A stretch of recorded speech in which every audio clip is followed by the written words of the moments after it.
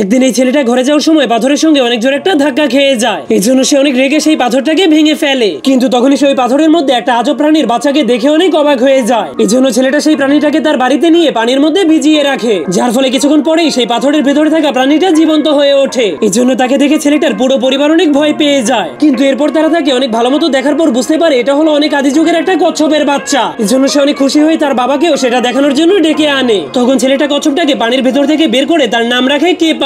কিন্তু তখনই হঠাৎ করে কেপা কথা বলতে শুরু করে দেয়। সে ছেলেটাকে বলে, দয়া করে আমাকে মেরো না, কারণ তাকে পানি থেকে বের করার কারণে সে অনেক দুর্বল হয়ে গিয়েছিল। এজন্য ছেলেটার বাবা জলদি করে কেপাকে পানির মধ্যে রেখে দিতে বলে। তখন ছেলেটা তার মাথায় পানি ঢেলে দিতে শুরু করলে ধীরে ধীরে তার শক্তি আবারও ফিরে আসে। এজন্য ছেলেটা তাকে মাংস খেতে দেয়। কিন্তু এরপর সেই পরিবারের সবাই মিলে অসহায় কেপাকে চিরদিনের জন্য তাদের ঘরে রাখার সিদ্ধান্ত নেয়। কিন্তু তখনই তাদের বাবা তাদেরকে বোঝাতে শুরু করে এর বিষয়ে তোমরা কখনোই কাউকে বলবে না। এরপরের দিন তাদের বাবা ইন্টারনেটে খোঁজার পর জানতে পারে কেপা অনেক পুরনো যুগ থেকে এখানে এসেছে। এরপর ছেলেটা বারবার কেপার সামনে শিকারীদের মতো অভিনয় করতে শুরু করে দেয়। এজন্য তাকে শিকারী মনে করে কেপা প্রচন্ড ভয় পেয়ে কাঁপতে শুরু করে দেয়, কারণ সে তার পুরনো ভয়ঙ্কর স্মৃতিগুলো কখনোই ভুলতে পারেনি। সেই স্মৃতিটা হলো একদিন যখনই কেপা রাতের অন্ধকারে তার বাবার সঙ্গে শিকার করতে বের হয়েছিল, তখন কেপার বাবা অনেক বড় একটা মাছ শিকার করেছিল। কিন্তু তখনই হঠাৎ করে সেখানে দুইজন শয়তান মানুষ কচ্ছপ শিকার করার জন্য চলে আসে। এজন্য ছোট কেপা তার বাবার কথা মতো একটা ঝোপের মধ্যে গিয়ে লুকিয়ে যায়। কিন্তু তখনই হঠাৎ করে কেপার বাবা সেই শয়তান শিকারীদের সামনে চলে আসে। এজন্য হঠাৎ করে তাকে দেখে শিকারীরা অনেক ভয় পেয়ে যায়। কিন্তু যখন তারা কেপার বাবার বন্ধুত্ব সুলভ আচরণ দেখে তখন তারা একদমই শান্ত হয়ে যায়। এরপর কেপার বাবা তাদের কাছে অনুরোধ করে, দয়া করে আমাকে ছেড়ে দাও। কিন্তু তখনই হঠাৎ করে একজন শিকারী তলোয়ার দিয়ে তার বাবাকে মেরে ফেলে।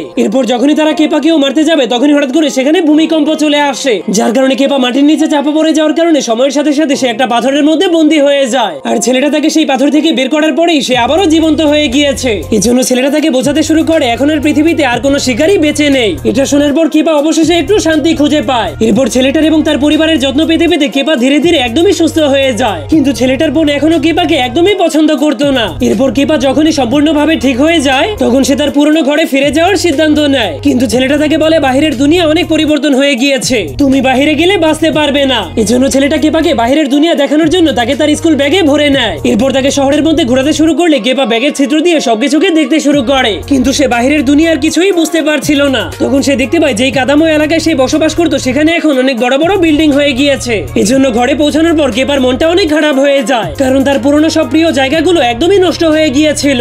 এজন্য কেপাকে খুশি করার জন্য পরিবার তার সঙ্গে খেলতে শুরু করে দেয়। তো বন্ধুরা, যাওয়ার আগে আপনার ফোনে কত % চার্জ আছে তা কমেন্ট করতে ভুলবেন না।